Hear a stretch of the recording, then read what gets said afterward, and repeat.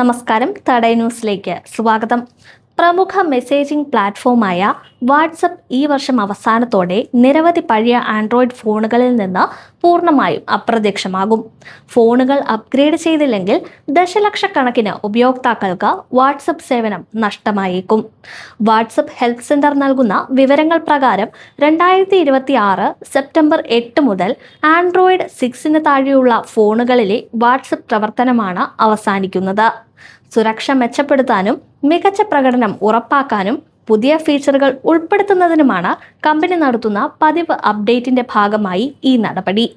പഴയ ഓപ്പറേറ്റിംഗ് സിസ്റ്റങ്ങളിൽ അത്യാധുനിക അപ്ഡേറ്റുകളും സുരക്ഷാ പ്രോട്ടോക്കോളുകളും പിന്തുണയ്ക്കാനുള്ള ശേഷി കുറവായതിനാലാണ് അവ ഒഴിവാക്കുന്നതെന്നാണ് കമ്പനിയുടെ വിശദീകരണം.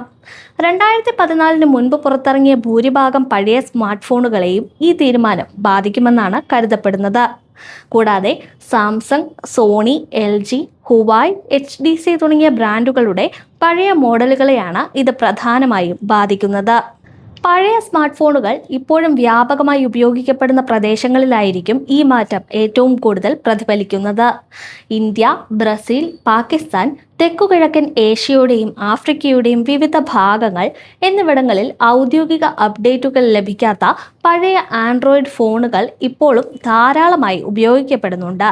ഈ മോഡൽ ഫോണുകൾ കൈവശമുള്ളവർക്ക് പുതിയൊരു ഫോണിലേക്ക് മാറാത്ത പക്ഷം വാട്സപ്പ് സേവനം പൂർണ്ണമായും നഷ്ടപ്പെട്ടേക്കാമെന്നാണ് റിപ്പോർട്ടുകൾ പുറത്തുവരുന്നത്. എന്നാൽ ഫോൺ മോഡലുകളുടെ പട്ടികയിൽ മാറ്റങ്ങൾ ഉണ്ടായേക്കാമെന്നും വാട്സപ്പ് ഹെൽപ്പ് സെന്റർ അറിയിക്കുന്നുണ്ട്. നിലവിൽ ആപ്പിൾ ഫോണുകളിൽ ഇത് ബാധകമല്ല.